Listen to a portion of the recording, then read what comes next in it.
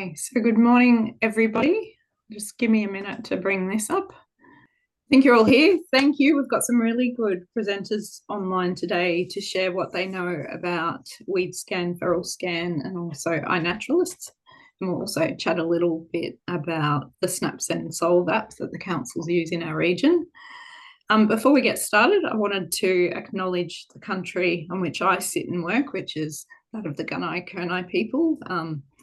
I'd like to pay my respects to their elders past, present, and also emerging. It's always lovely to know who's been caring for the country that you work on since day dot. So I do invite you to also acknowledge the folks that care for the country where you are sitting today. Just pop that in the chat function. Today, Caroline and myself will be co-hosting and encourage you to ask any questions throughout the presentations. If you prefer, pop it in the chat and we'll insert that when we get a moment. All our presenters have suggested that they're happy for you to interrupt anytime and ask questions, so please do that as you go. As a little bit of a background to this session today, our organisation has put together a 5-year strategy about weed and pest management for our region. It's very much geared towards increasing participation and encouraging people to do what they can when they can. We acknowledge that people have limitations, and so unsurprisingly, the gnarliest part of our weed and pest problem is actually getting people involved. So the webinar today and the other ones in this series are all about helping people access the tools, the resources, and the specialists that they need to help them do their job better. I won't read this out, but I think it's really important to acknowledge the role of collaboration and learning and coordinating amongst ourselves. And this is why we felt having a webinar on the apps that are available is so important. For those of you who are familiar with them and already using them, this is your opportunity to ask some of the grittier questions that you might have. And for those of you who are not sure what's available or why you would use it, this is also for you. So by the end of the today, we hope you'll feel a little bit more connected with our vision, which is an engaged community doing everything that they possibly can. This is not only to protect, of course, the natural assets in our region, but also to support our lifestyles and our industries. We really recognise that without a healthy country, nothing else really works. I think I've pretty much said this. These are our goals, and this webinar is one step closer to helping achieve those. And because I've got a croaky voice and a little bit of a head cold courtesy of my son, I'll let you read why you might get Appy, but I'd also encourage you to share how you use apps currently and what you get out of them. I'll just mute myself for a little minute while you share.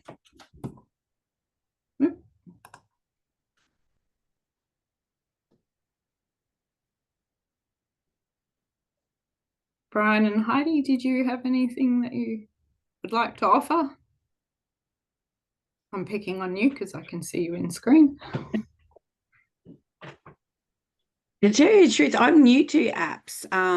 It's the WeedScan one is something that I hope to use more and more on my travels around Australia. So, and encourage my kids and family members to use it. And it's one that I also promote all the time to community groups wanting to map their rabbit problem and showcase where the issues are to help them leverage funding or help them plan a program.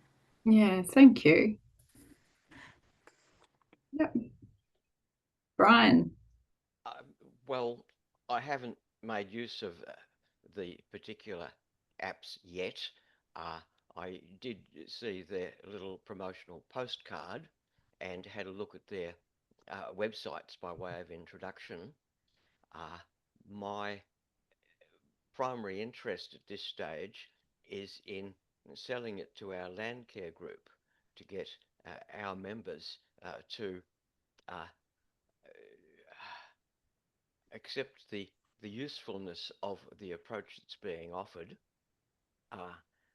that largely a squeaky wheel gets more oil.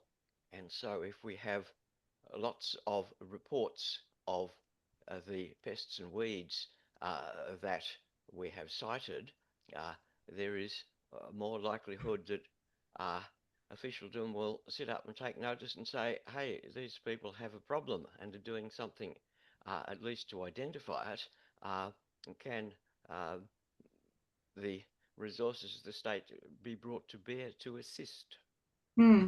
Thank you, Brian. I think they're all really great points.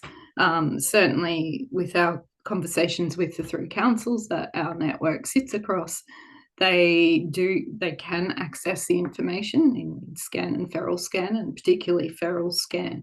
They use the data from that.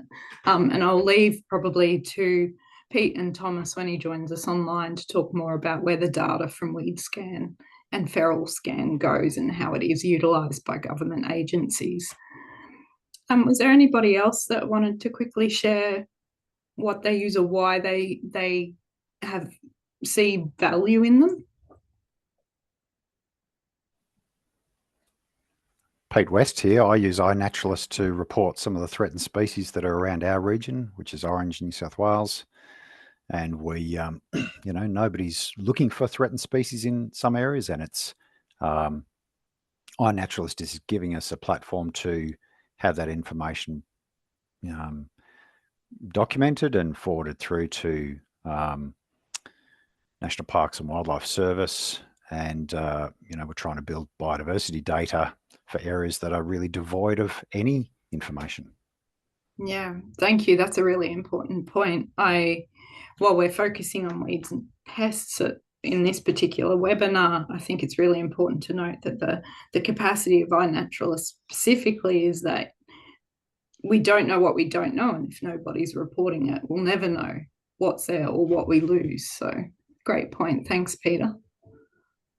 Yeah, if I could jump in too, I suppose, following on from sort of Pete's comments, I use iNaturalist as well, and I'm from South Australia.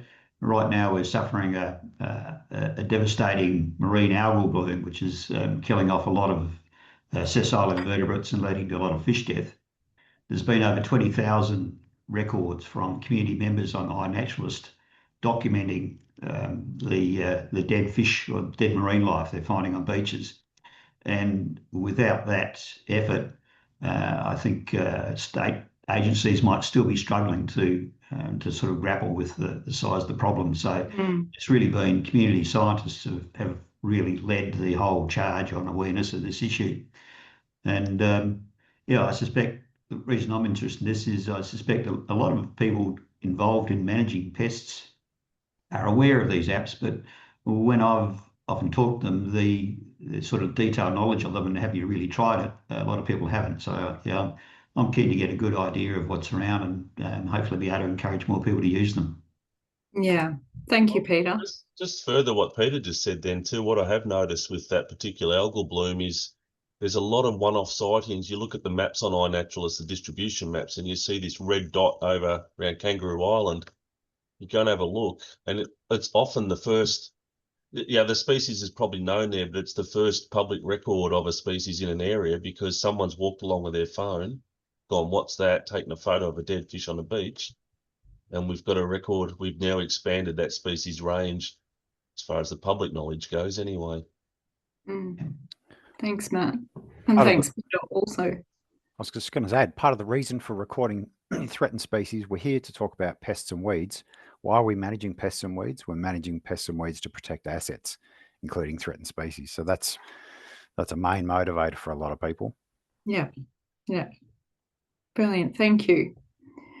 Well, in the interest of getting on, I think we've covered off what we're going to be talking about. Let's get into it. Have we got Thomas online yet? Hi. G'day, Thomas. Sorry, I was running 5 minutes late. That's okay. I'm going to dump you straight in it, stop sharing and let you share your screen and let you take over.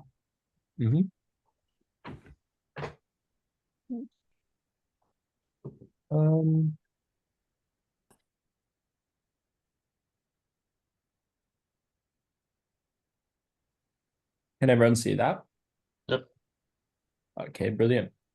So I'll just get started. So, welcome everyone. Thanks for coming to listen about WeedScan. My name is Thomas Mitchell Story. I'm a project officer at the Center for Invasive Species Solutions. I've been working there for a few years now, specifically on the helping out the WeedScan app. And a special thanks to the numerous people, including Baxter, Andreas, and Richie, who have with the WeedScan project, along with all the organizations that have helped as well. Before I start, I'd just like to acknowledge that the Center for Invasive Species acknowledges the continuing connection of First Nations people to culture, country, and community in Australia, and pays respects to elders past, present, and emerging. We're committed to protecting Australia's unique biodiversity, landscapes, and cultural heritage from the impact of invasive species.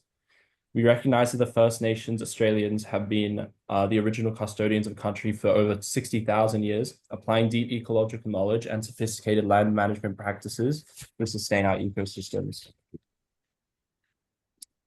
So I'll just first of all give a broad overview of WeedScan.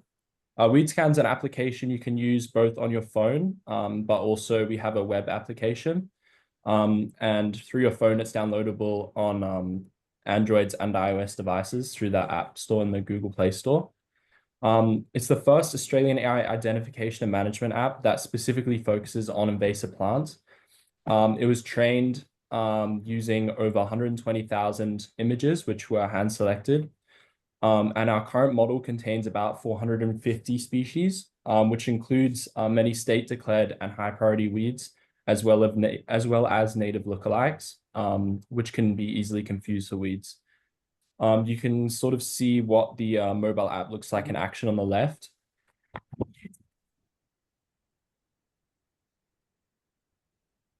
So WeedScan pretty much has a very simple and easy to use live identification tool, which you can see on the screen. The app guides you through uploading images of weeds to our database, including the location of the weed and other metadata associated with that record. Generally, when you're using the app, you'd expect to see the AI confidence to be over 90% if the weed you're looking at on your phone is matching what the app is telling you. Otherwise, you should exercise caution, and we have species profiles associated with the various species in our app to help users to correctly identify species, because the AI model is not always correct, and it's also worthwhile acknowledging that we obviously don't have every plant species in Australia on the app. So we'd hope that our species profiles would help with this. So our species profiles, in my opinion, are really overlooked aspect of WeedScan. Whilst botanical descriptions are very accurate and helpful for professional researchers or scientists, they can be really difficult for the average person to read, which is basically our target audience in terms of people on the ground using our app. And often these keys don't always have images for those of you who might be more visual learners. WeedScan includes clear and easily readable written descriptions, which we've curated over a long period of time, and that have been looked at by experts. And we have these descriptions for all 450 species currently in WeedScan. We also have state management links, which you can't see on this screenshot, but they're just below there. And those links link users to state kind of guides and management guides, such as Weedwise, for example. And you can see an example profile on the right for African boxthorn.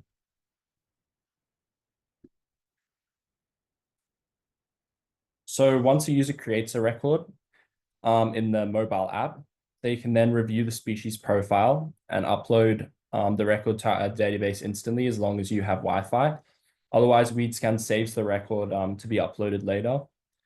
You can use the app to manually override the identification if you want to, as well as leave comments or add more photos of the weed. The records include metadata such as the time and precise location of the weed.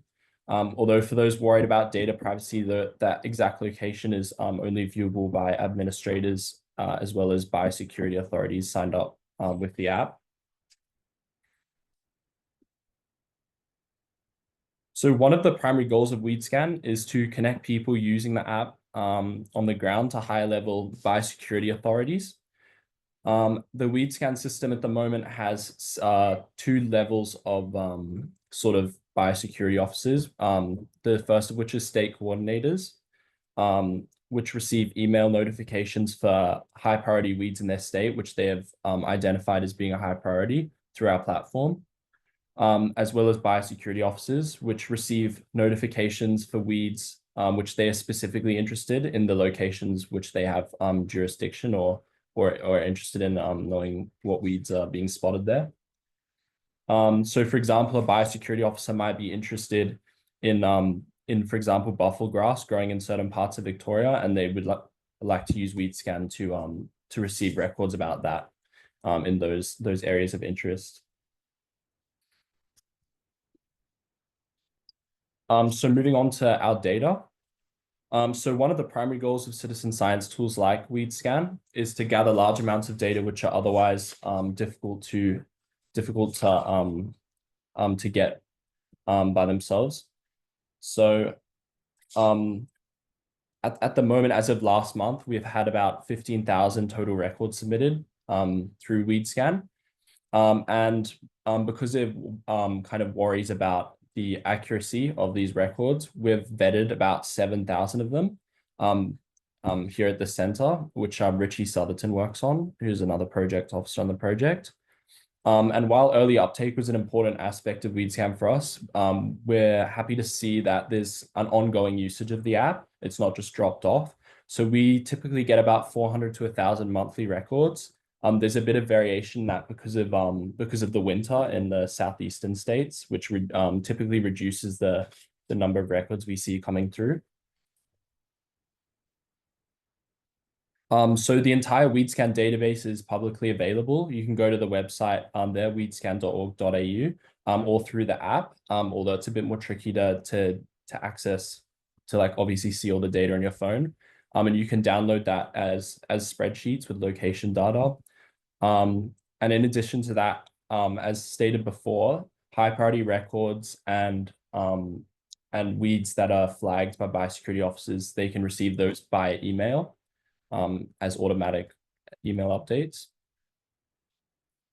So one important aspect of WeedScan is WeedScan groups. WeedScan groups allows multiple users to share records in one location, which can be useful for organizations wanting to collect data in certain areas or for specific weeds of interest.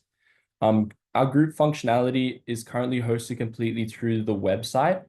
But the way it works is that you make a group via the website, and you can add things like descriptions or links to your to an external website where your like organization is hosted or something like that.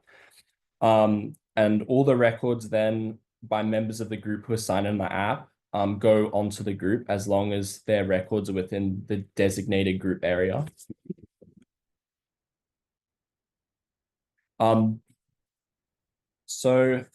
Whilst we are currently working on a lot of exciting group updates for WeedScan, for example, group journals, and having a more kind of interactive experience, one of the key current features is the ability to compile spreadsheets with group records. For example, this could be useful if a group might want to spend a few days recording weeds in a nature reserve. Instead of time-consuming and error-prone methods of collecting the data, you can use WeedScan and collate all those records into a group, which has the accurate location data, time collected, and some other metadata. And then that can be exported onto a spreadsheet, and you can use that to easily analyze and use that data in various ways, like for mapping, for example.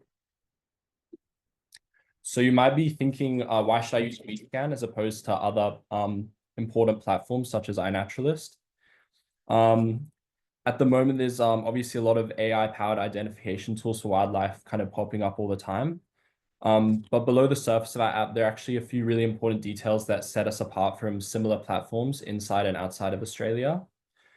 Firstly, we tailor each of our species profiles, which I spoke about before, which have all been looked over by experts.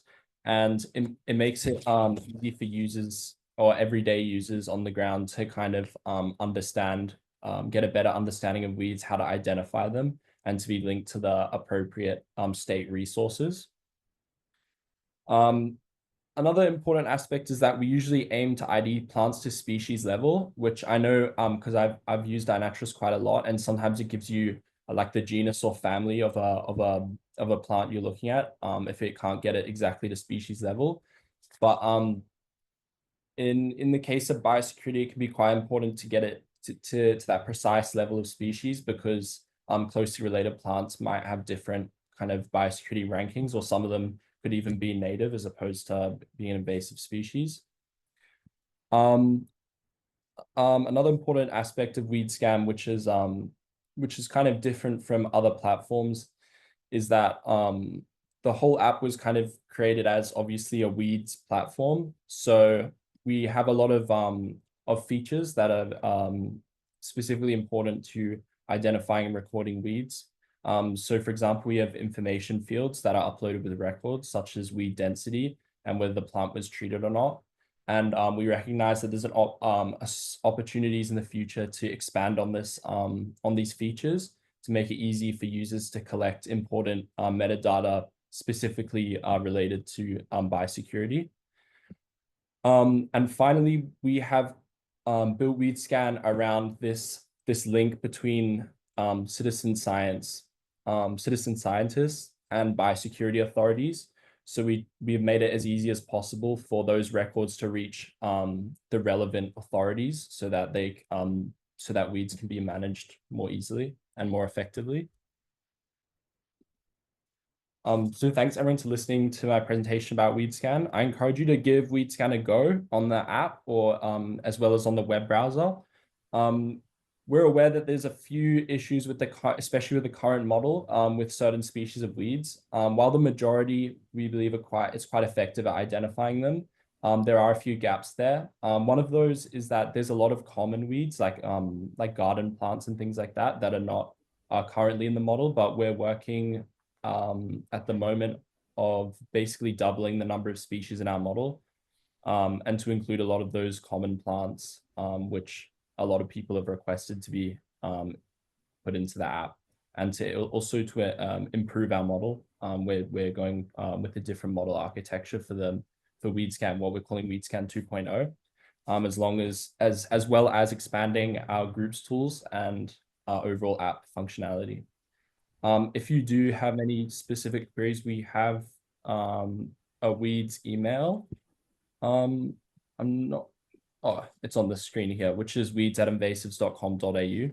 So yeah, thank you for listening. I encourage you to give WeedScan a go. Yeah, thanks for listening. Thank you, Thomas. I appreciate you jumping online to share that with us. I've got one question from Tracy, which I'll touch on. It's related to this, but first I wanted to canvass, are there any questions specifically for Thomas around WeedScan? I'll go ahead. Pete West here. Yeah, Thomas, thanks very much. It's lovely to see you present on WeedScan. My question is really about usage of WeedScan around the country. Do you have any information about where it's used? Who are the audiences using it? How are they using it? What are the outcomes that they're achieving with it? So we get records from all over Australia. I don't have a screenshot of the map available, but if you go onto the WeedScan website, I'm pretty sure you can access that yourself. But I was quite surprised to see that we do get a fair amount of records from more kind of regional areas of Australia, which is obviously very important. And obviously we get most of our records from highly populated areas, but it's kind of a mix. And in terms of seeing the effects of WeedScan in terms of real management outcomes, that's something we're working on kind of improving kind of feedback, because we're really not sure, to be honest, about how our records are being used, although we are aware that a lot of the so-called priority weeds or even state declared weeds are commonly identified using WeedScan, and we can see that. But yeah, that feedback is something we're continually trying to improve, so we can have, I guess, some good news stories about how WeedScan's used. And I think you hit the point there, which is good news stories. So if you can follow the data through to an audience or a group that's using it and consult them, find out what they're doing with the information, find out how it's helping them to tell the story and tell those good news stories, you need some case studies. Thank you. Yeah. Thanks, Pete. Does anyone else have any specific questions for Thomas? Tracy, I know you asked where you would use it, so whether it's bushland or natural areas or farms, and I think the answer is all of the above. Thomas, would you care to elaborate? Yeah, so the first iteration and the current iteration of WeedScan was mostly priority weeds, especially emerging weeds, which is a good thing. But we've also found that a lot of people like to just, especially when they first download the app, to like go into their garden, take photos of things like dandelions and whatever. But so that's something we're incorporating into the app in the future. But yeah, we kind of see, I would say like kind of like a random uptake, but most of the weeds in the model at the moment are state declared weeds. So that's obviously what we see coming through. Thanks, Thomas.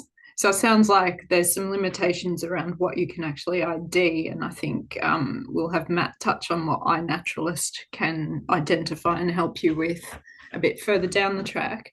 I did have another question from Tracy, which was about the fact that it's great that this alerts biosecurity officers about particular weed species, but then what do they do? What action do they take with that? And Thomas, I'll throw to you first to share your understanding of what happens with those that you've spoken to, and we can certainly have a little chat about who we've spoken to in Agriculture Victoria and councils and what action they take there. So at the moment, what WeedScan does is, for example, somebody records a priority weed in some location. All of that data is, if it's listed as a notifiable weed on our platform, which is decided by the state coordinators and biosecurity officers on our platform, they're automatically emailed about that record, and then they can decide to carry out management if they choose to. The enforcement part's not really like on our side at the moment. One of the things that people are worried about, or specifically biosecurity authorities are worried about, is getting false records, which was occurring before. But what we've done to manage that is we put a bit of a lag time between when the record is taken and when the person on the back end receives a notification, and that allows time for Richie Southerton, who works at the center, to kind of vet the record and check that it's legitimate. And that's the current kind of process. Yeah, thank you, Thomas. So for those of you online, I'm not sure what your familiarity is in Victoria with Agriculture Victoria. They are the state government agency who is responsible for ensuring that listed weeds under the CALP Act are acted upon. And their capacity to follow up on reports is limited by time, resources, and a small staff who cover a massive area.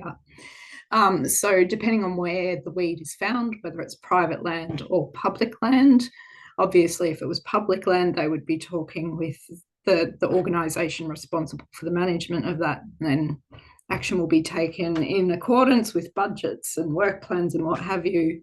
From a landholder perspective, where it's freehold land, there is quite a lengthy process involved in how they engage with the landholder. There has to be fair opportunity given to the landholder to learn about and take control of the weed on their property. Following that, then it becomes a question of, well, is the problem big enough for us to follow this through to the point where it gets to court? And our understanding is that across the state of Victoria, their ability to do that is quite limited because it's a massive investment of staff and resources to get it to court. So really, it depends on the weed, the size of the problem, where it is, and all the rest of it. And I know that's not probably the answer that will make everybody happy, but that's the reality that we've learned as we've had these conversations along the way. Caroline, have I covered that in your opinion? Yeah, absolutely. I think it's just really good to know that the people that are out there that really want to do the work on the ground have these opportunities via these apps. And it's just a knowledge and information sharing platform which we all need to embrace. So yeah, thank you so much, Thomas. No worries. Thank you. We do have more 5 more minutes because I was a bit short in the introduction, which is fine. Does anybody else have any questions for Thomas while we've got him online?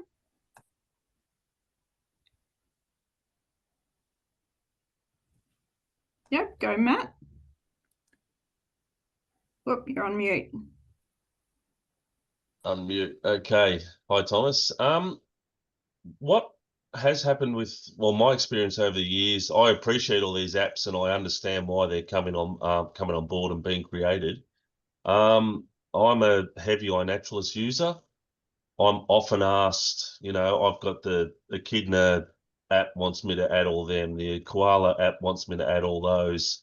If I was to do that here at home, I'm coming home and going on 4 or 5 apps to add all my things. Would there be a consideration in the future? Could you guys somehow integrate with the likes of, particularly there's iNaturalist Australia, could you integrate with that to get more records? I'm sure you could. It's not something we've explored in depth. I think there was some talk about it during the like inception of the app, which way to go with that, because obviously iNaturalist is a major platform. But yeah, that's something we could definitely look into, and it's something I've thought about before. But currently, yeah, we don't have any plans to do that, although it would be good to I guess combine the two in some form. Because yeah, there definitely is a lot of overlap with what the two platforms do. You know, it's like with the ALA nowadays. You know, you could add directly to the ALA, but now it's all integrated. Records have to reach a certain level before they'll swap over to the ALA, but yeah. Sorry, I don't want to interrupt you, but we currently have, we were in the middle of setting up a data sharing kind of agreement with the ALA. We're listed as a data resource in there, but we currently haven't started exporting data. Unfortunately, I don't have the answers as to why myself. But I'm chasing it down at the moment, and because a lot of our records are quite high qualities, so we'd like to share that with ALA. Yep. Sure. Thank you, Matt. Okay, I think we've got time for one last question if there is one. Otherwise, I'll introduce Pete West. Anybody else? Thank you so much, Thomas. I'll take that silence as no. We've got all we need for now. Really appreciate you jumping online today to share with us, and we look forward to WeedScan 2.0, and hopefully Brian from Cowa, you've got some good information there to take to your group members about WeedScan. I'm going to throw now to Pete from New South Wales. It was DPI. I see you've accumulated some extra letters in your acronym there. And Sis and Pete is going to share with you about FeralScan, when, how, why to use it. So I'll throw to you, Pete. Thanks very much, Joe. Yes, we are DPI RD now, which is the same as the WA department, unfortunately, but why we changed names, I don't know. But, thanks for your time. Thanks for everybody for coming along today. So I work at DPI RD. I've been working with KISS on and off now for 15 or so years with the implementation of a number of projects, and FeralScan has been around, excuse me, for almost 15 years. It's been developed with lots of community input, lots of partners, lots of design changes, lots of integration. But in essence, we've really tried to focus it on being a community resource, and we are constantly adapting it and changing it based on community needs and community interests. What I'll do is just race through some background information about the resource, but then I'd like to just show you a few case studies or a few examples. If anyone has questions, please interrupt me. Essentially, excuse me, wrong page. Essentially, it's a mobile app and web platform for people to document pest animals, introduced pest animals in their area, to construct digital data and digital maps for their local area. The broad objectives, and I do apologise for the wordiness of this slide, we've really tried to offer it as a free resource for anybody to use around the country, and we do, as you can see from the small Australia map on the bottom left, we do have a lot of reports in areas of high human population, but we're increasingly utilising this platform in regional areas of the country. And we're trying to give everyone an opportunity to report if they're seeing pest animals, if they're having problems with pests, if they're undertaking control with pests. And that information, which is the key thing here, is that information is informing management action on multiple levels. WeedScan's been largely modelled on the design of FeralScan. FeralScan has been sort of the not crash test dummy, but the pilot platform for community engagement.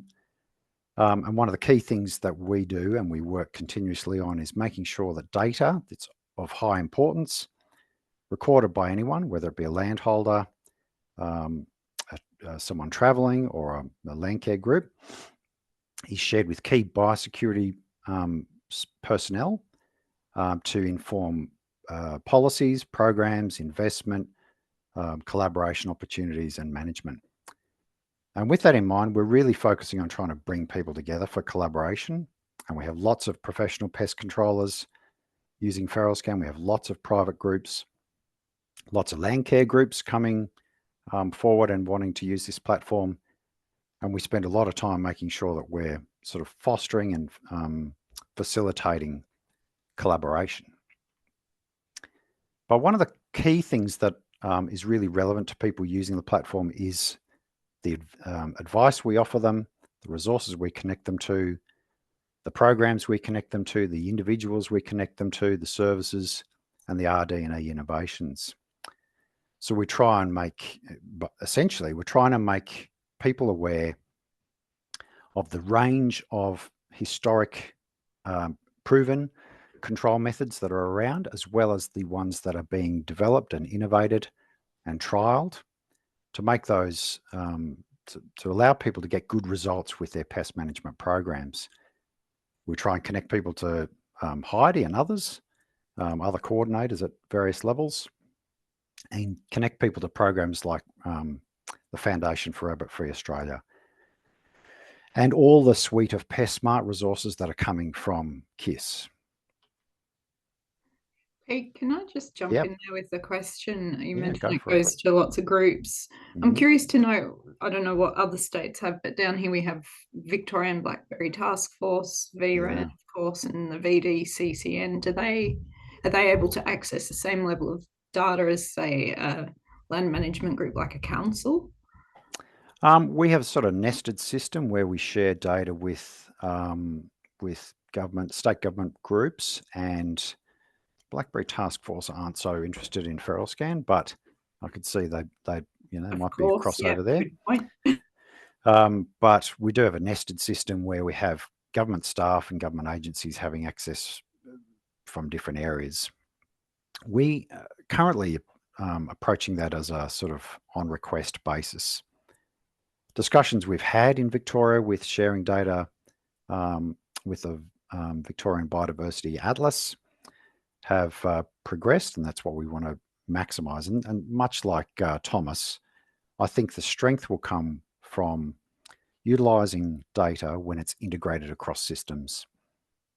And so I would think we do share some data with ALA, for instance, but most importantly is that we need to be sharing data, information that's critical about managing pests, sharing data with authorities in Victoria. And so that's continuing to be our focus for our work. And this year and next year, we'll be pushing that as hard as we possibly can. Thanks, Pete. No problem.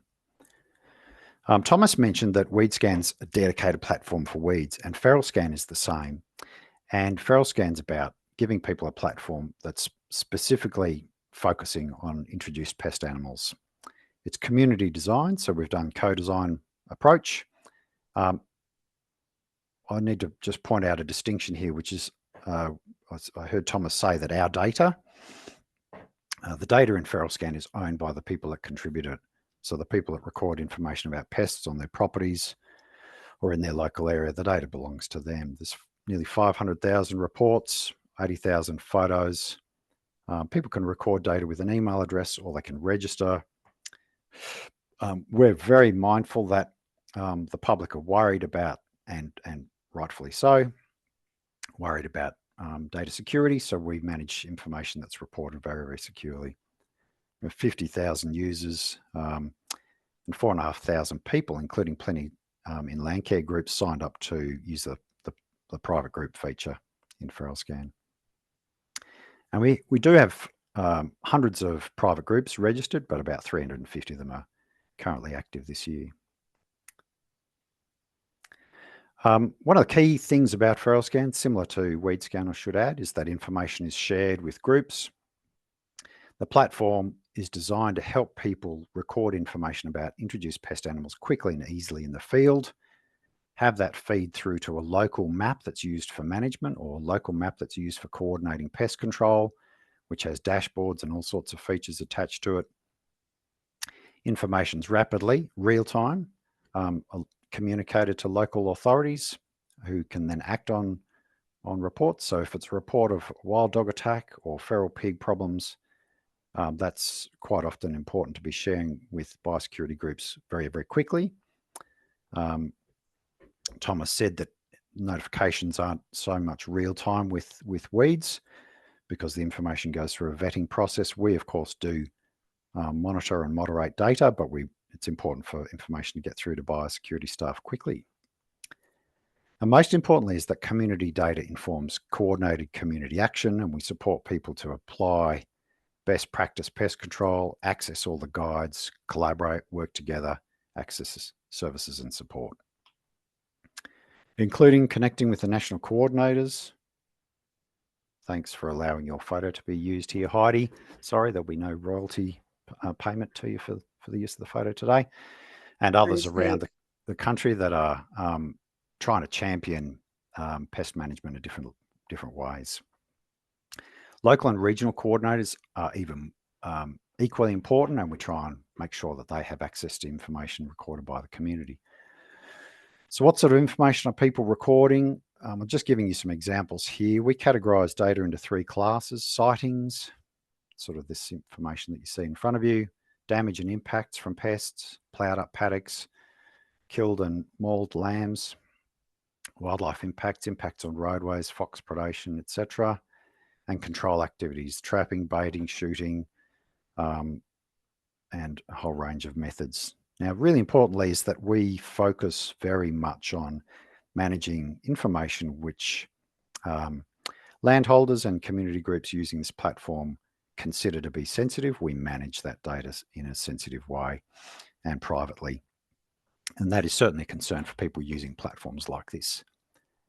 As an example, we don't allow, for pigs and deer, we don't allow the map to be zoomed in, so people's properties cannot be identified and then targeted by people for other activities. Essentially, the app pictured here on the left communicates information through to the website and the secure database, which is hosted by the website, which is pictured on the right. I'd just like to quickly show you, now that I've told you all about what the platform does, I want to show you how to use it. So from the FeralScan homepage, you click on a species. That allows you to open up a dedicated page. This is about pigs, and everything you need to know about the platform is here, including my contact details. And we take phone calls and receive emails from people all day, 7 days a week, and we respond to those as quickly as we can. The key is that FeralScan is a supported resource, and people that want to use it need support. And it's important. It's important that they have access to somebody to talk to guide them through the use of the platform. So to record something about pigs, you click on record pig, feral pigs on the right hand side, and that's when an interactive map opens up.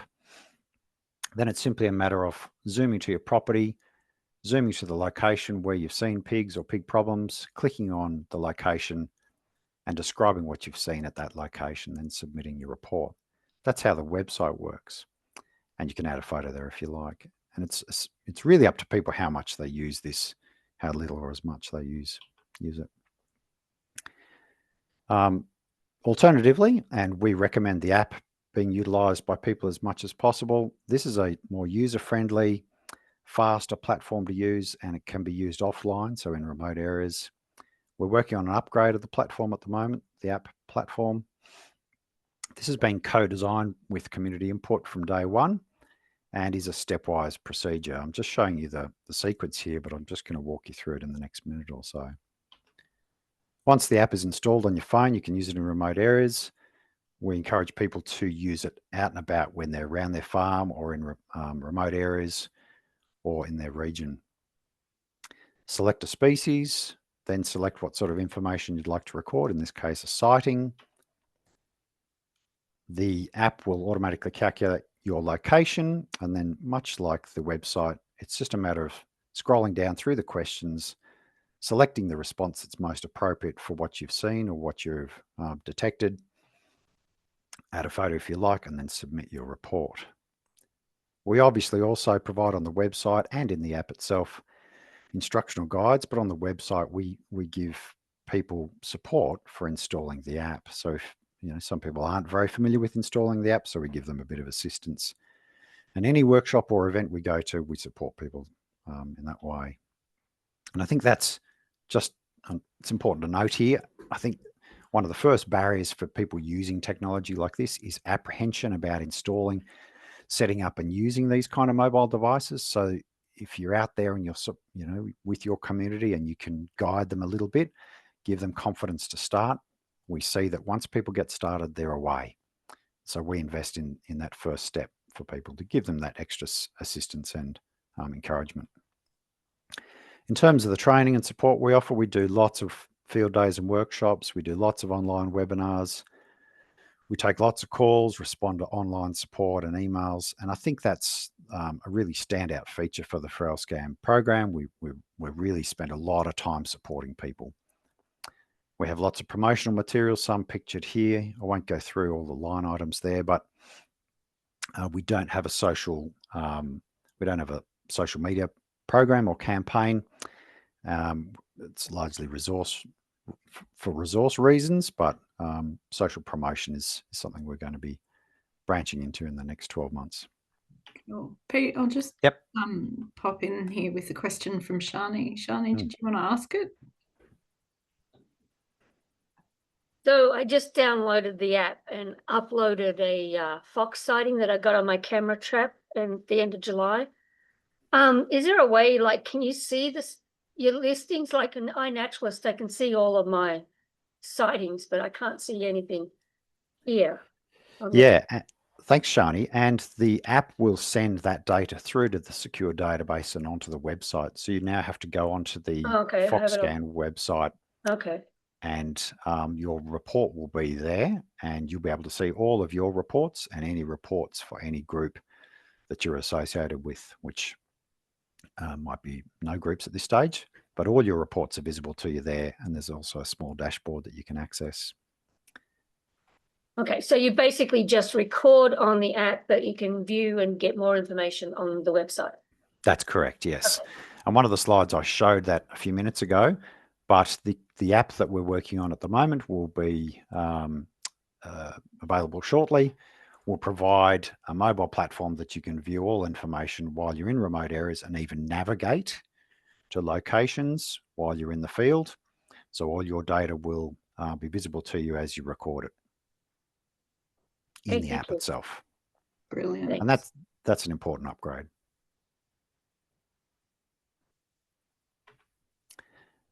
So much like Shani's just described, reporting information with the app then goes through to the website and onto the map. This is some reports of some rabbit warrens across a couple of properties in Victoria, I think. And I suppose the point here is that people are using the app to record detailed information about pests on various scales. So this is across a couple of properties by 1 or 2 individual people as they've tried to map out all the rabbit warrens in their area. This is on a different scale. This is in New South Wales near Ivanhoe, where a Landcare group has very diligently mapped as many rabbit warrens as they can across an area to inform their rabbit warren ripping program and other methods, I should point out, because it's a culturally sensitive area. And they've literally mapped hundreds, if not thousands of rabbit warrens across the region with the mobile app in a remote area. In Victoria, I just wanted to throw some examples at you on the Bellarine. WeedScan has been used widely in some sectors of the peninsula by Landcare groups in the community to map warrens and rabbit activity, the impacts that rabbits are having on native vegetation, and to use that information to inform their control program. Similarly for the Surf Coast, a bit further to the south, the same thing is happening in the Nillumbik Shire. There's literally 1,000 or more reports of feral deer, which are informing current programs for managing deer, as well as community education and, as I understand, even programs focusing on public safety along roadways. The Upper Goulburn Landcare Network has used FeralScan a lot to record information captured from monitoring cameras about foxes and using that information to design their control program. Cape Lip Trap, there's been hundreds of deer reports from landholders in that region, and that information's informed their current control program for feral deer, of which there's a lot that have been removed in the last 2 years. And another scenario is that a lot of landholders, some in Victoria, not everybody, of course, but certainly a lot of landholders in Victoria are using FeralScan to record where they're putting 1080 baits out for fox control.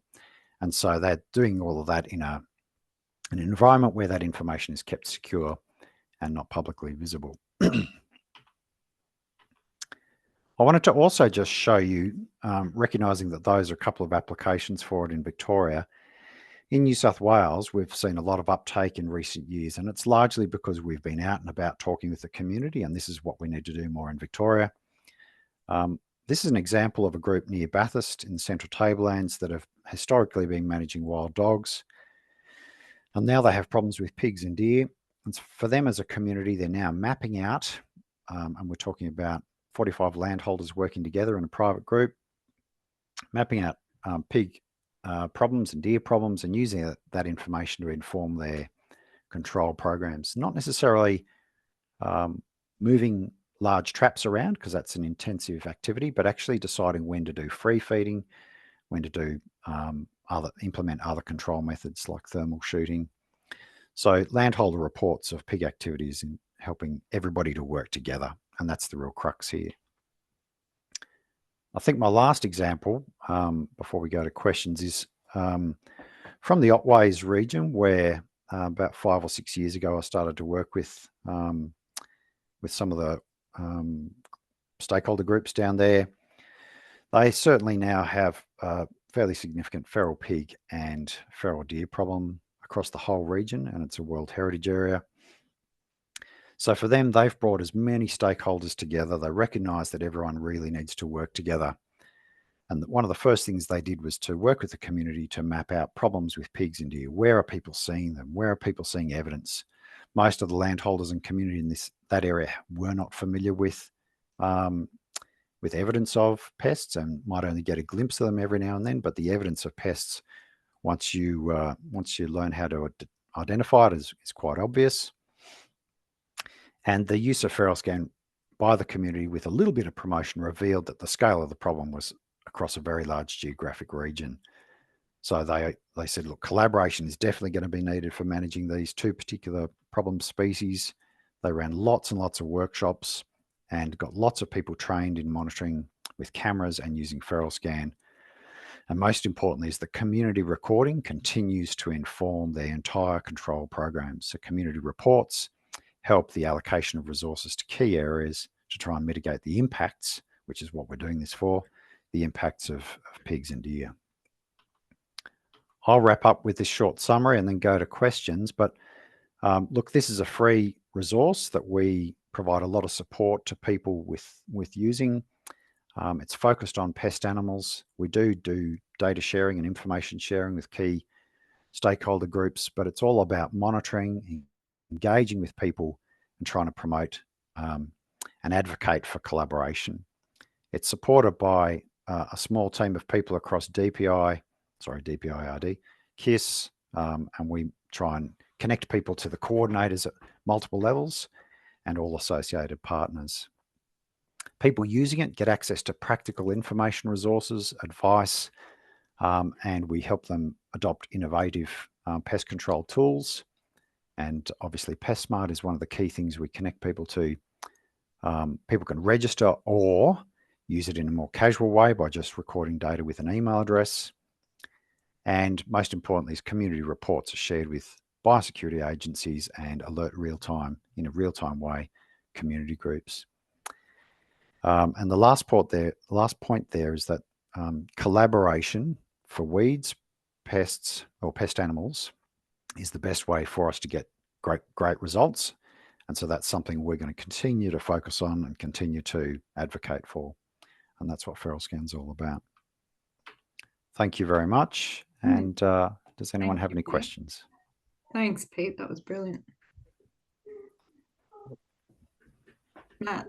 Just wondering, I've noticed that it's concentrated a lot on the likes of foxes, pigs, deer, stuff like that. Where do you get the definition of a pest animal from? Or have you just decided to target a number of species? Yeah, look, we've focused on the species that are recognised at regional, state and national levels as introduced pest animals. You know, we're also guided by the community. So for some people, deer are not a major problem. So in those areas, we don't sort of encourage and support people, but we're focusing on the pests. We're focusing on the species that people themselves see as being problematic in their local area. We haven't introduced any species that are native. That's kind of the point I was getting to. Because we've got some natives that are an issue in the wrong areas. Yeah, sure. And we've also received funding from various sources, and that funding has been to focus on those priority introduced pest animal species. So that's why the focus is on the pests listed in FeralScan. Fair enough. Thanks, Matt. Heidi, I see you've written a question. Did you want to?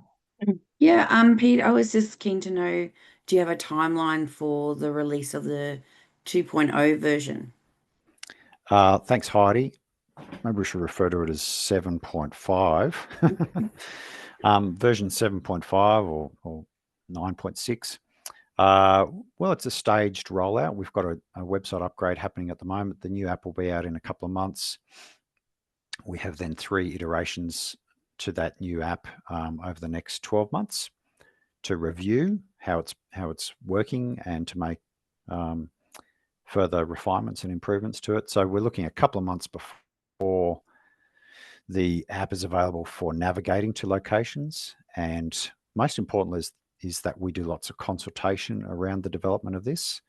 So we will be incorporating changes based on user feedback, and that user feedback, you know, incorporating those changes might take a small amount of time or a medium amount of time. We want to do it right because we want to make sure that people get the best results with this. I might just, Peter, you've got your hand up. I'll let you go first. Okay, thank you. Peter, it's a question on warrants for rabbit notifications. So you can map a warren. You can also map treatment on a warren. If you record treatment, can you automatically remove that warren from the records and sort of keep track of those comings and goings over time? Yeah, the upgrade of the app, thanks Pete, nice to see you as well. The upgrade will allow, it's a whole new database structure, will allow the full history for an individual rabbit warren to be documented and tracked. The same applies for fox bait locations or pig trap locations, where a full history for a location or a site will be accessible to a user. So you'll be able to see that this warren was mapped on the 20th of April. On the 15th of May, it was treated. On the 10th of June, it was checked and there was no sign of activity. So you'll be able to see that full history for a location. And that's the critical next step, is to make it a really practical, a really effective tool for people doing rabbit warren treatment. Great, thank you. Yeah, Pete, my question was around like the duplication problem. Like I was just blown away with the number of dots on those maps for the rabbit warrens. And I guess if we've got a group in an area, how do you prevent those duplications from occurring, especially if you can't see on the app that it's already been recorded? Yeah, that's a really good point. So two people could walk down the same road reserve with native vegetation and map the same rabbit warren, and that might be, a metre apart or 2 metres apart, and that could appear as two rabbit warrens. That's difficult to verify and difficult to manage. I suppose in terms of the use of the information and how that information might then be used to inform the treatment of those rabbit warrens, so the control at those locations, the advice would be to look at information from the two different users and recognise that kind of issue is always going to occur. A better example might be the reporting of a dead deer on the side of the road, where 10 people might record that animal, and that does not mean there's 10 dead deer at that location. So I suppose that's the nature of these platforms, where multiple people can contribute, and it has to be incorporated in interpretation and use of the data. Sorry, Caroline, that's not an ideal situation, but obviously that's just part of the way information is. Yeah, makes sense. Also, if you've got two different users, then and then the same report kind of close together, you can assume. Yeah. Shani's got a question as well that she just popped in the chat. Shani, do you want to jump in? So back to the same fox or foxes on my property. I did the repeat sighting button because I did observe a second fox on that day, and I thought it would ask me to upload another photo, but it just didn't do anything. So what's going on there? Thanks, Shani. Shani is one of these people that tries things and learns how to use them by getting straight into it. So thank you. I appreciate that. Good on you. Active learner. Yeah, active learner. That's right. Good on you. Yeah. So the repeat sighting or repeat buttons have been introduced to the app to allow people to record things in a repeated way. So people mapping 150 rabbit warrens can record the same information but with new coordinates in a repeated way. And it was designed to make it easier for people to record lots of the same sort of information quickly. That feature is not being carried across into the new app because the new app will be more streamlined in the way it records information. But you can also appreciate it's useful for people doing 1080 baiting for foxes or any repeated action. In your case, you've probably recorded a fox twice at your location. Each will have slightly different coordinates probably, but only by a minute level. And that feature was introduced because of a request from people using it to record repeated information quickly, and they wanted we wanted the app to work more quickly for them and in a more time efficient way when they're out around their properties. Okay. Well, actually, it didn't seem to record at all because I'm on the website and it shows my first record, but doesn't show my accidental repeat sighting. So I would suspect your accidental repeat sighting is exactly underneath or exactly on top of the original one. So there will be two records there, almost certainly. But I'll go and check that for you. Thanks, Pete. I am keeping an eye on time, and I have a feeling we could keep you online all day, Pete, and ask you questions. And I know I have a couple. Scott, are you wanting to ask something? I can see your hand. No, you're good. If people do have more questions for Pete, please drop them in the chat function and we'll shoot them through in an email, Pete, and hit you up that way if that's okay. Absolutely, and I've just thrown my email address and phone number there. We take calls and email inquiries all the time. So please, if you've got questions or suggestions, or can see an application for your local area or local group, let me know. Yeah, we're always available and work 24/7. Fantastic. Thanks so much, Pete. Really appreciate coming online today to share with us. My pleasure. I'm going to introduce Matt Campbell now, who will share his experiences of using iNaturalist and Seek, which is a sub-platform of iNaturalist, as I understand it. Matt. Yeah, hi everyone. I'll start off. I'm basically what I call a mug with some cameras, unlike these professional people here. So yeah, I've got an interest in the natural world. I always have since I was a kid. But yeah, I am purely a citizen scientist, for want of a better word.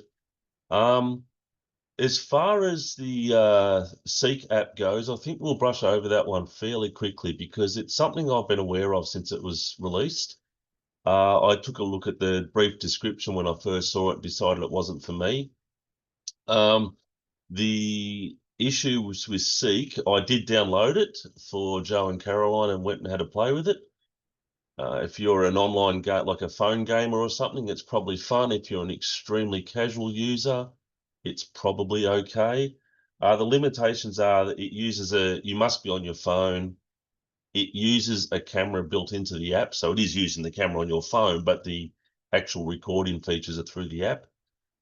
You've got to track the organism or specimen that you're trying to record. And it boasted that it now had a database of 80,000 species. I had a quick look at iNat Australia this morning, and Australia alone, we've got 62,000 species recorded on iNaturalist. So that tells you that if you're using Seek, you're going to see a lot of stuff that's not on there.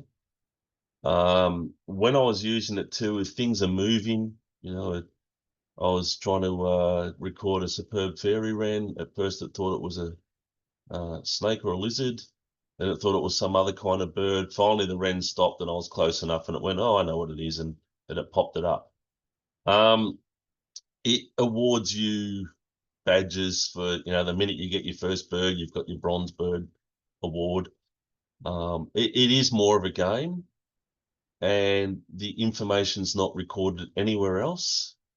And if you delete the app, the data goes. So once you delete the app, that data that you've recorded is lost. Not that that data was really being shared anywhere. So yeah, look, Seek, probably great for kids, extremely casual users, or people who are looking at it more as a bit of a game. When it comes to iNaturalist itself, I'll share my screen in a second. I have used the app. I've taken it off my phone. I can only see one feature of the app if you're out in the field and want instant results. There is one screen that I think is better on the app than the website. But when you're on the website, there is far more information available. So if you're someone like me who's not just recording the odd thing, but constantly helping to ID and now look at various species and whatever, you're far better off on the website than the app. By all means, use the app. And again, it's great for instant sort of results.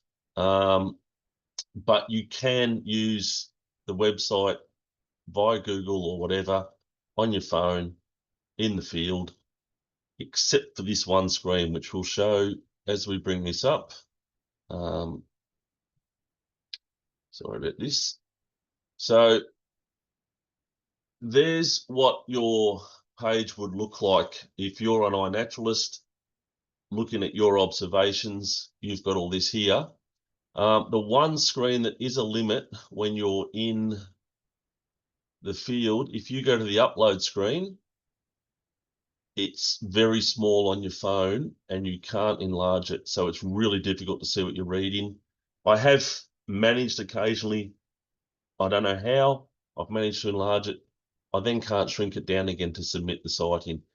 So my advice typically is, whether you're using your phone or your cameras, take your photos, come home, record your data at home, sit there with a coffee. We'll just, as far as signing up to iNaturalist goes, it's as simple as having an email address, creating a username. You can be anonymous. You don't have to put a photo up. You can do whatever you want. You will have, it's not going to show me the profile because I've got to move. There we go. If I go to my profile, so that's all there, but you can have a blank photo there. You can do whatever you want. I have that unimaginative username because an old guy that I do a lot of work with is adamant that you should represent yourself on a site like this. You know, I've got friends who are single females at home. They don't necessarily want to put out where they are or who they are. So yeah, feel free to put whatever username you want, so long as it's not offensive. It'll be accepted by iNaturalist. It's great for, you can just go and look at things at a glance. There's my number of observations, the number of species I've identified. I can have that as a grid. I can have that as a list, or I can have that as a map.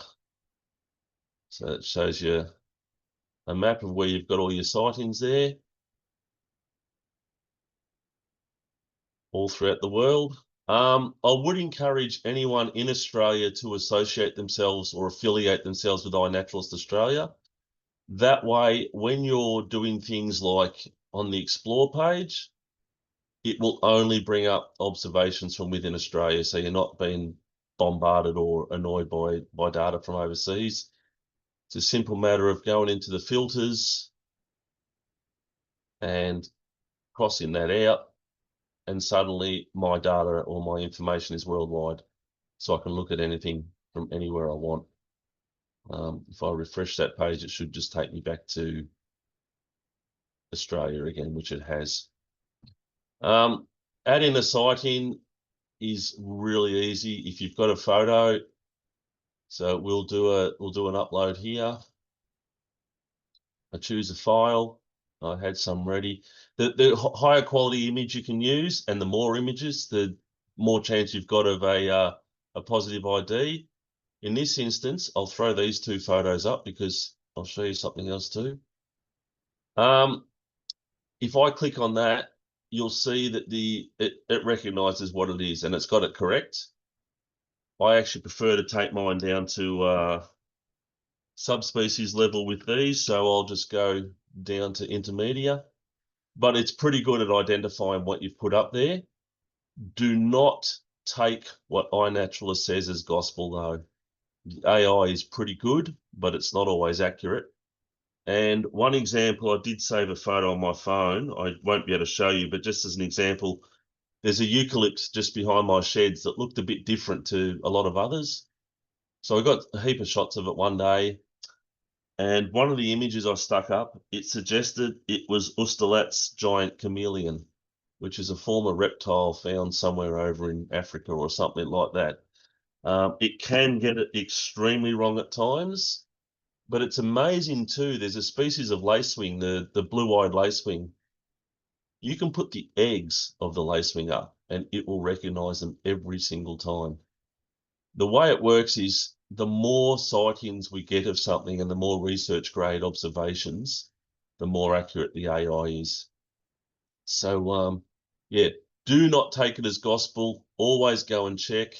The amount of times you see, I'll look at particularly fungus or something, and it often recommends or suggests Northern Hemisphere species. And people just click on it and take it as, yep, that's what I've got. If you have a look at the map, so you can, when you do this, you can open the species page. We go to view. We have a look at the species page. We'll see that I am in the right area. You know, there's a fair chance that this is what I've got. I can compare it to I can go to the view all the other sightings. We can narrow it down to research grade sightings. So we're getting rid of the ones that haven't been vetted or supported. The more you look, the more you delve into the data, the more likely your observation is going to be correct and the data will be true. The information on the date and time is already set there from your camera. In the instruction guide that's online, as part of the, where was that, getting started, you can go to a page here that tells you how to do everything, how to set up an account, how to make an observation. If you go into there, it will tell you how on a phone or an iPhone or an Android device, the location's automatically set to. It is if you've got location turned on. It's not if you don't have that. And don't just click on it, because I carry around a long zoom lens and a macro lens, but if I want to take a photo of a plant, I'll take a heap of close-ups and then I'll stand back with my phone and get the overall plant with the phone. And I can take 10 plants down the bottom of our house here, and it will have 9 of them to within a couple of meters of where I saw them. It will put one at Yanar, which is 7 kilometers away. The network doesn't always know exactly where you are, and at that moment in time, it will put down where it thinks you are. So do be careful with the location. If you're doing a lot of sightings in one place, it's handy. You can pin locations. So I can pin my place, which I'll often go to, and then I just zoom out for the national park behind us. I go down here, I bang that in there. Depending on how far in or how far out I zoom will depend on the accuracy of the sighting. If you're confident you know where it was, you can go right down and say, I actually know it was about there. So I can get that down to 2 meters accuracy. It's not critical, but it's handy. You can, if you have concerns, you can geo-privacy. You can set that to obscured or private. If you obscure it, the sighting will appear slightly different to other people, and it will show that the sightings on average within about a 50 square kilometre area. Certain people will have access to exactly where it was, but these are people who probably should have access to that information anyway. If you're concerned, like for privacy or anything, obscure it. What you may notice, you throw up something like a gang cockatoo, and it's automatically obscured. The curators of the site have decided that that's not something we really want people using the data off iNaturalist to go harassing and looking for and whatever. If you're concerned about a species, you can contact the curators or raise a flag on that species and discuss why you think all sightings for that should be made obscure. If you set it to private, pretty much no one's got access to the data. So it depends what you're doing it for. If you're on here to make a species list for yourself and you're concerned about your privacy, set it to private, but your information won't go anywhere, including your sightings. So you're sort of making sightings that are great for your feel-good sort of thing, but not so helpful for documenting where a species occurs.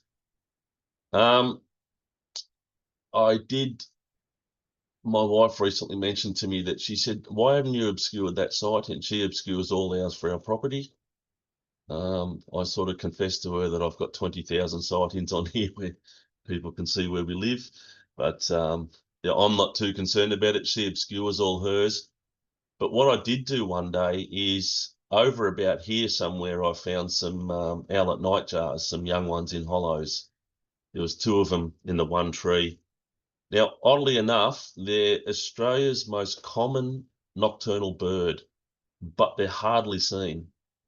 And birdos will tend to cotton on to information like that and go for a look. You know, they want to record it or see it for themselves. I obscured that sighting. But what I do a lap of our place or maybe into the park. Don't obscure that sighting and have the ones either side of it as open, because someone's just got to look at your movements during that day and they can quickly work out where you were. So it is one drawback to iNaturalist, that it could be seen as assisting people in tracking out rare or endangered stuff. Rest assured, again, the really threatened stuff is obscured naturally. And if you've got concerns, you can do it. I know one lady who obscures all her fungus sightings because she found out there was a group that were following her around. Isn't a big deal, but they were tending to pick the fungus up, turn it over, take photos and that, discard it. She got a bit annoyed, so all hers are obscured now. When you're adding a sighting too, a lot of people will put, that's baby black rock skinks. They are, they're probably about close to 1 kilometre away on the same day. Let's say they were together. I can just drag that photo across. There's now both those photos in that sighting. Please combine your photos for one sighting if it's the one organism. There are a lot of people who aren't familiar with how to use the website or the application, and they'll put 6 photos up and put them up as 6 separate sightings. Whereas it's the one or... May I jump in? I can see Caroline has a question that's probably relevant to the topic. Sorry, I can't see the chat while I've got this share screen. So. You're fine, Matt. I didn't want to interrupt you either, really, but I think forgot my question. When you set it to private, does your submission still go to, you know, the people who really need to know about that observation? No, they can't see the data. They can't see anything. No, they can't see the data. I'm not sure whether that sighting goes onto the ALA, if it's made research grade, but the problem is the information on it, the date, the time, the location is obscured to everyone. So I guess that if you don't want your identity kind of, if you're worried about that, but you still want to contribute to the research, you set it to obscured, not... Set it to obscured, yeah. Yeah. Very few people I know would ever put something to private. Yeah. Again, when I mentioned, and I should be careful, but when I mentioned young women living alone, you know, you can imagine them feeling vulnerable. I've got a friend in Traralgon, all her sightings were obscured. All her sightings in around her house were obscured because she didn't want people to know. Now, a researcher could tell that some rare bird had visited her backyard, but very, very select few people have access to that information. And they're people that you could trust with the info anyway, so...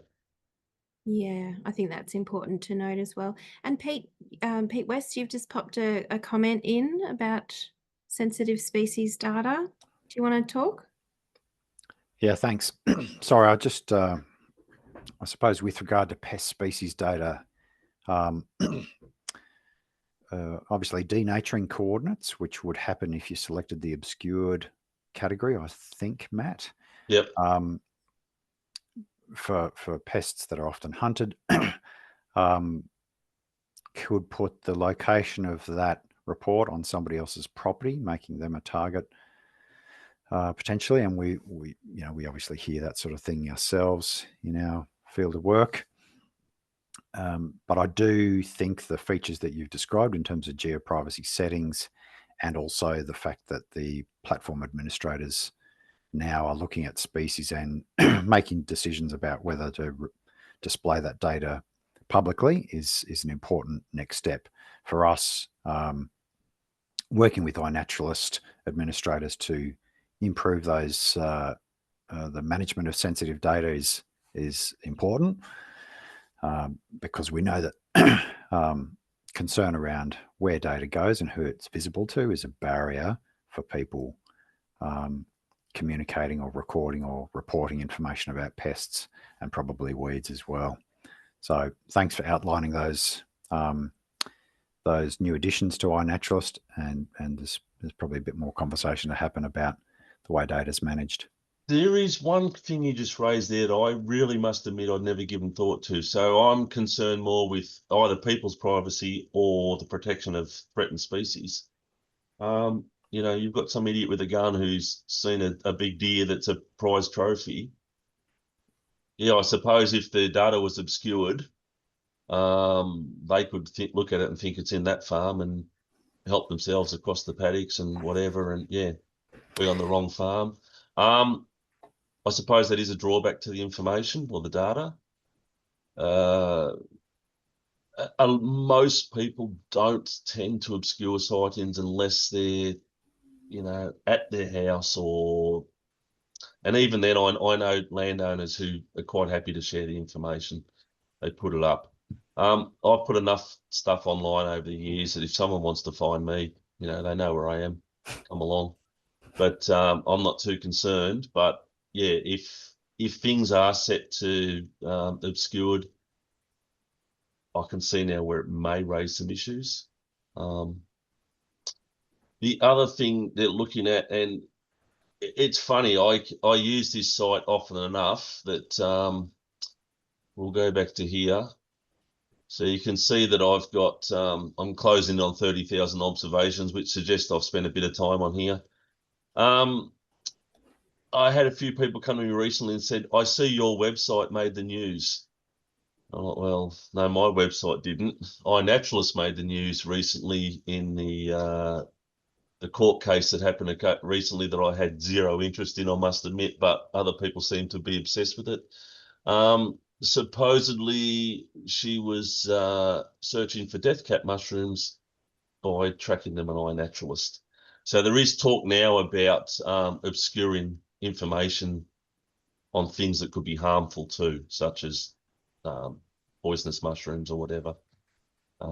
Whether that'll happen or not, I don't know. I think it's valuable that they are certainly recorded, particularly as they're an introduced species. You know, one person used the information for sort of illegal means or nasty means or whatever you want to call it. But yeah. One other thing. Oh, sorry, Matt. I just had a question. I put a comment up and Shani's also commented on that, is that the verification by experts. So that's what, like, I feel like I love about the app is that if I don't know what I'm putting up, I feel like it is verified by an expert. But are the people that comment and verify my sightings, are they actually experts or are they just other users? I can go into your sightings and back your IDs. iNat do, in the user guide, they do say, please don't just go on and agree with someone's identification. Now, if we go to the dashboard, I don't know if I'll give my actual, I know it will somewhere. There is a place somewhere that says, so I've made 22,000, close to 23,000 IDs for other people. That's where I'm confident I know what I'm looking at. The experts get things wrong too. So I've had the experts come back to me, and going back to the court case, Tom May, who you may have seen, was the fungus expert, mycologist that was called in as a key witness. He was on the stand for close to a week. Now, many years ago, before I knew who Tom May was, I put up a sighting. This was on the old Bowerbird site, which was an Australian version of iNaturalist. Unfortunately, lost its funding. We all got shifted over to iNat. I put up a sighting here of a particular fungus, and he came in and said, it's not that. And I came back with, it is, and here's why. And I went through a vast, he based it on the colour. I had several people message me going, you know who Tom May is? And I said, no. Like, he's only the leading mycologist in Victoria. And I thought, I don't care, he's wrong. He came back and he said, listen, I've gone back through some old records of mine and I owe you an apology. When the species ages, before it breaks down, there is a brief period where it does turn that colour. So the experts can get it wrong. There's a guy on here that I do a lot of stuff with who's an expert on Lepidoptera or moths and butterflies. He's been known to change IDs 3 or 4 times because with the current data, we've been going through a family of moths recently, and with the current data, this is what we all think the moth to be. But then we've gone and found the original holotype descriptions and images and worked out that these 1,000 records of this species are all incorrect. And in fact, that species is limited to a small part of WA. So we were going through correcting everyone's IDs. Anyone can do it, but yeah, please, if you're going to back someone's ID or change it, make sure you're pretty confident with what you're doing. I've seen stuff on the ALA, because when it reaches research grade, which is where a certain percentage of people agree with an identification, it goes to the ALA, and I've seen stuff on the ALA that's incorrect simply because it reached RG on iNaturalist. So if you're going to do IDs, back IDs, sift through other people's stuff, just make sure that you know what you're talking about. Good to know, Matt. Thank you. Yeah, thank you. Matt, I'm just letting everybody know we've got about 25 minutes, but I see Shani has a question about verifying. I'll read it out to you. So if someone verifies your ID and suggests something different, the app pretty much asks if you agree with it. Is that problematic if you're not sure? I'm guessing the answer is yes. Yeah. No, it's not. What I would do, if you're a casual user or you're someone who's popped something up and you've put it up because iNaturalist suggested it, or it's what you called it as a kid, or whatever reason you think it is, and an expert comes in and changes that identification, you can do one of two things. You can make a comment saying, "Oh, can I ask why?" Now, some will come in and say, "Here's why it's not that, and it's why it is what I've changed it to." Or what you simply do is you look at it and you go, "Oops, yep, they probably know better than I do, and that does look a lot more like what it is." Just withdraw your identification. So you can go into any observation. Don't know whose this is, but someone's Southern Cassowary. Actually, I was sorry, I would have been better off doing one of my own here. I'll just quickly show you. Swamp wallaby. It's pretty obvious what it is, but let's say someone came in and said it wasn't. I just go withdraw. Or I can simply go down and there'll be an agree button here, and I can agree to their thing. Now, what a lot of people will do, I see people put stuff up as, put that up as a mammal. Someone comes along and says the swamp wallaby, and they go, "Oh yeah, I'll agree with that." Again, don't agree with someone else's ID if you don't know or you're not sure, because we can end up with, I've gone and looked at reptiles that have got 4 or 5 people on there saying, "Yep, this is what it is," and you go in there and you go, "No, it's not, guys." It always helps to, if you are going to correct people, give your reasons. So I can go in and edit, and I can type comments in there, save the identification, and it will then have my my comments listed there. Thanks, Matt. And Matt, I hate to do this to you because I can tell people are interested, and I am too. I'm going to give you 5 more minutes just because we will touch briefly on snap sensor. That's all right. There was one more thing I just wanted to show you. Look, most of iNat, to be honest, is just, I've got to move this little window again. I can't get to where I want to. Most of iNat is just go on there and play with it. Don't go and mess with other people's data. Don't go deliberately being stupid and putting wrong things up or stuff like that. Put it down, put it as high a level as what you think it is. If you can't decide if it's a death cap or a field mushroom, put it up as fungi, put it up as agaricales, put it up whatever you want, but move it up that step or two. You're better off being right at a higher level in the taxon tree than wrong at a lower level. But what you can also do with it's really handy for the likes of someone like me. So I've got a project I created for the park behind us, the national park. And as Caroline would know, because she's got one too, there's a project for my own property. So I can look on here.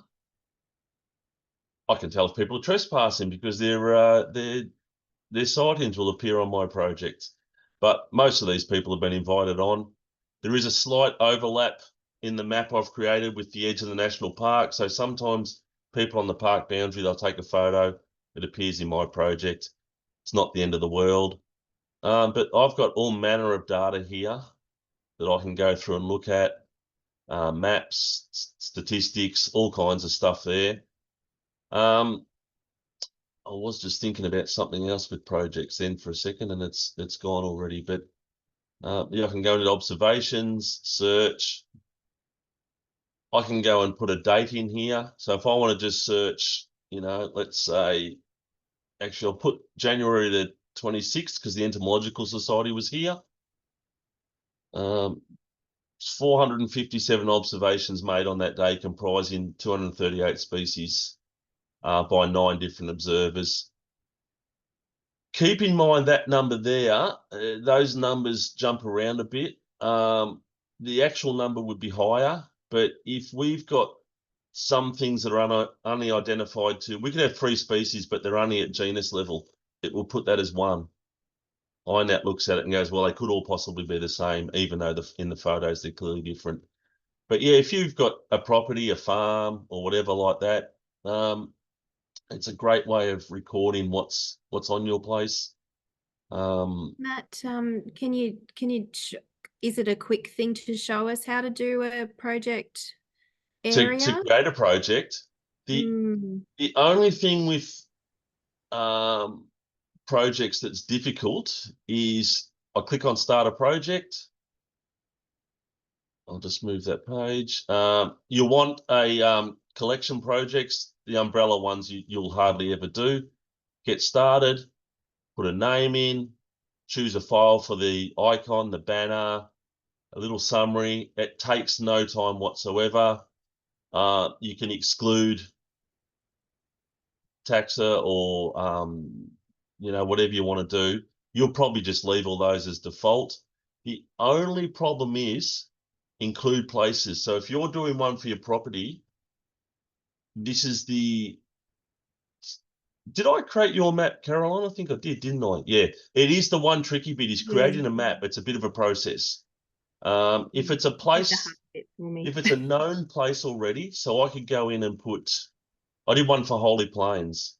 That map is known. I just select Holy Plains and it puts the map there. But if it's your property or somewhere that doesn't have a named map already, that's the only part of creating a project that's a bit tricky. Other than that, yeah, it's all pretty straightforward. Oh, and one other feature too, sorry. If we just click it, you'll see that little red one at the top there. I'll just move this again. So it'd be funny if I've been proved. No, Shane Walsh has added an identification. So a sighting I put up this morning, they're old ones. I was just going through some old files. So there's a tiger snake. There's all the people who've already agreed with it. It's funny, you'll notice some species, there are people obsessed with backing IDs and being the highest identifier and stuff. You can put up some things and they'll sit there for 5 or 6 years before someone comes and agrees with them, usually an expert. Something like tiger snakes, lace monitors, particular birds, you put it up. I've had 4 people agree with it already today. There'll probably be another 3 or 4 we'll add to that list. I don't know why they all feel the need to do it once it's at research grade, but anyway. And that is the other thing. Some people look at it as a bit of a competition. So we can go to the species page, which will also show things like the status, the taxonomy tree. It'll give a description from Wikipedia, all that sort of stuff. But you can go to this thing called the leaderboard. So the leaderboard for tiger snakes, you'll see there I am, second on the list, but That's not because I want to be number one. It's just that I see a lot of them. There are people who do go out and want to be top of the leaderboards. Yeah.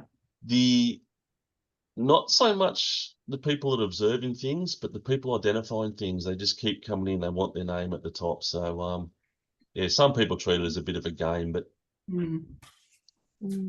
I think it's really, I mean, I love iNat. I think my first experience was only a couple of years ago, and thanks to Matt, he set me up with a little project site at home, and I think the app is definitely sufficient enough for people to get going, but seeing the capability of the website as well is just a next level sort of stuff to that's what I was nurture. getting at. Yeah, if you're a very casual user, use the app.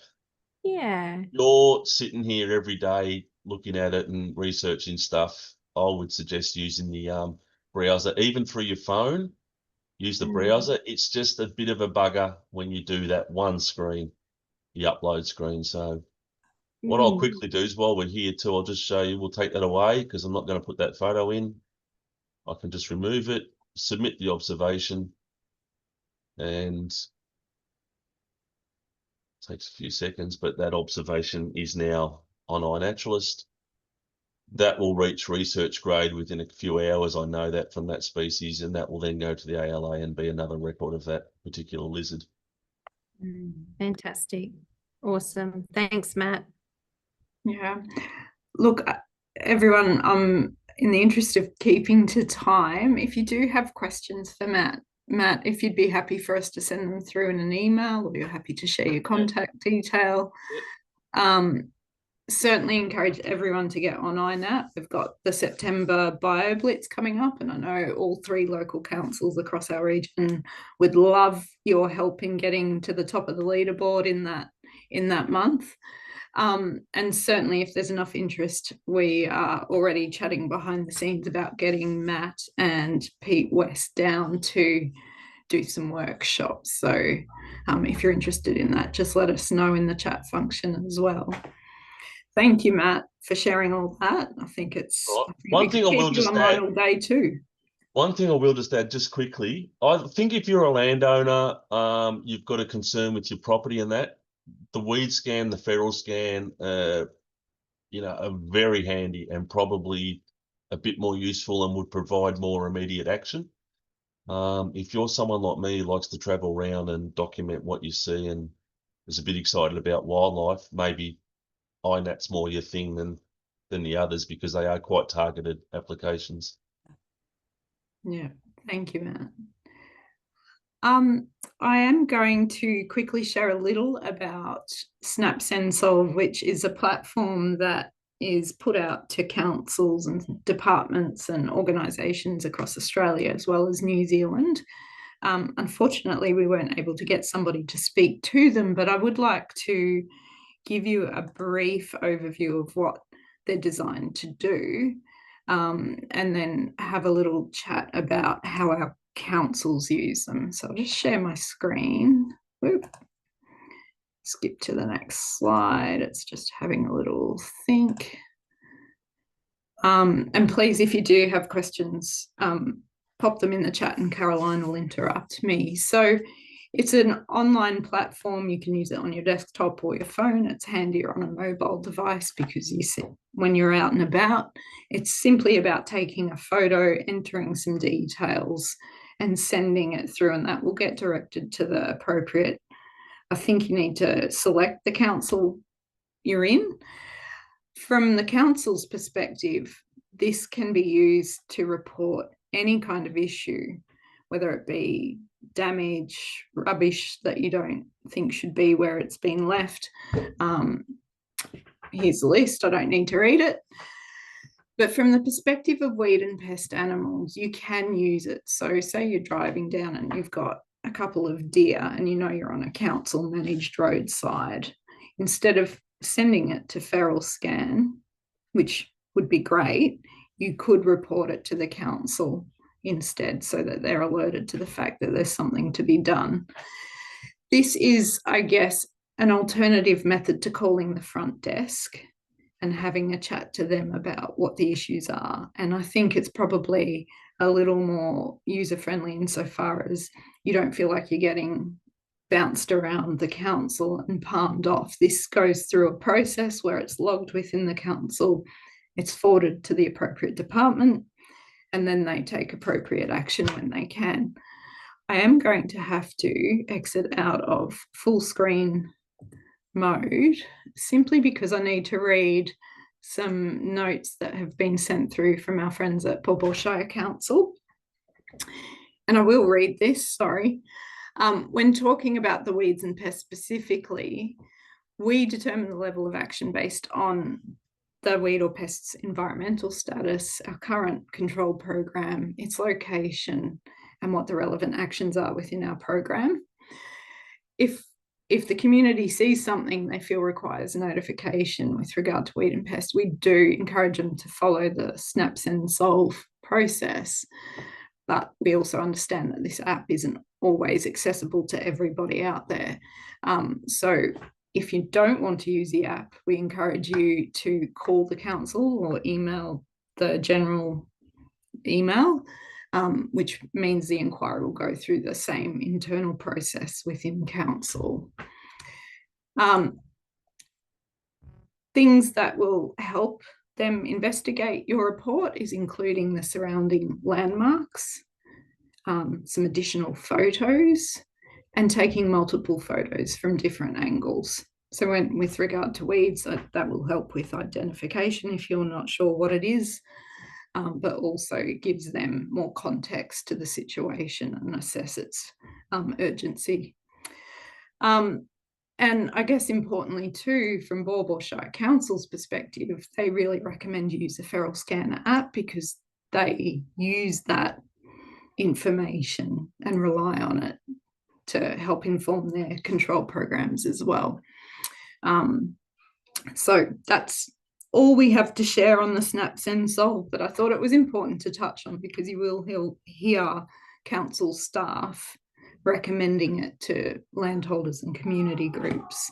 And Caroline, I've got croaky throat. Is there anything you would add to what I've just shared?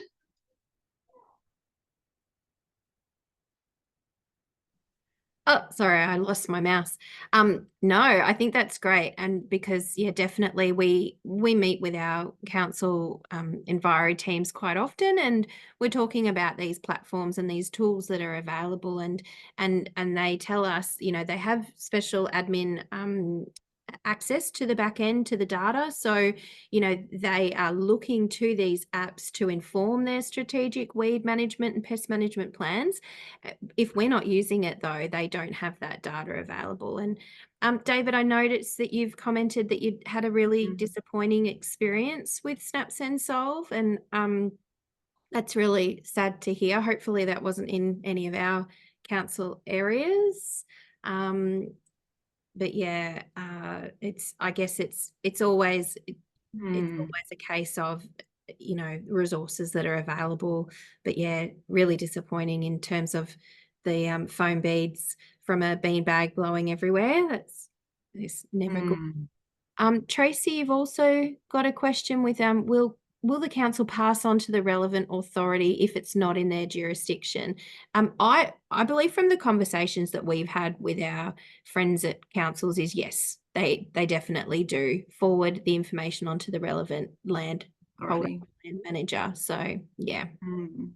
I think the important point to know, and as disappointing as it is to hear of your experience, David, and I know from my friends and family who've used the Snap, Send, Solve, there is that frustration that things aren't addressed as quickly as we would all like them to be. The only thing I can say to that is that our experience is talking with the environmental crew within each of the respective councils. They are equally frustrated with the limitations that they have to work within. And so, I mean, from my perspective, I would probably just do something about it myself and for the greater good, but that of course is an individual decision to be made. But yeah, I did want to share that perspective. Yeah, Matt's got a quick question. Yeah, Yeah, I probably shouldn't say too much. As a couple of you know, I do a lot of work for the local council, so I have chats with people. I was told by some of the maintenance side people, the depot crews, if they get a phone call, they have to, and they were talking about a couple of people in particular who were sort of serial phone callers, and they have to respond to them. Is that the case with this app? If you get something comes in, let's take Latrobe City as an example. If someone uses the app and submits something, are you sort of obliged to respond to it, or do you look at it and make a decision? That's something that we can't answer because it doesn't come through to us. We sit within council, but we're not technically council staff in that environment perspective. So we are completely out of the loop insofar as which department those inquiries go to and how they're handled. What I would suggest, though, is if you've reported something with an environmental impact and it's not being addressed or you're not getting feedback, please do reach out to us, because we do liaise with the council staff regularly, and we would be happy to just alert them to the fact that this is a concern. We've been contacted about it, and we can play that intermediary role. I did want to thank you all for coming online today to share your experiences and ask your questions. Caroline and myself have certainly learnt a lot just by listening. And what next I would like to share with you is that we will be uploading a recording of this to the LCLN website. So please encourage people to share, watch it, learn from it, reach out to us if you would like to run some specific training. And we will continue to look at bringing you more opportunities like this. We do have 2 more in this winter webinar series. One is next week on rabbits. We have the lovely Heidi joining us for part of that, but also the folks from Victorian Rabbit Action Network and also CSIRO. So you'll get the update on latest viruses and what have you, the research that's going into that. And the last one for this year will be on weed seeds and biocontrol. So that's all on Thursdays, all at the same time. Lots of interesting presenters. So we really encourage you to reach out to us if you haven't already got the details for those.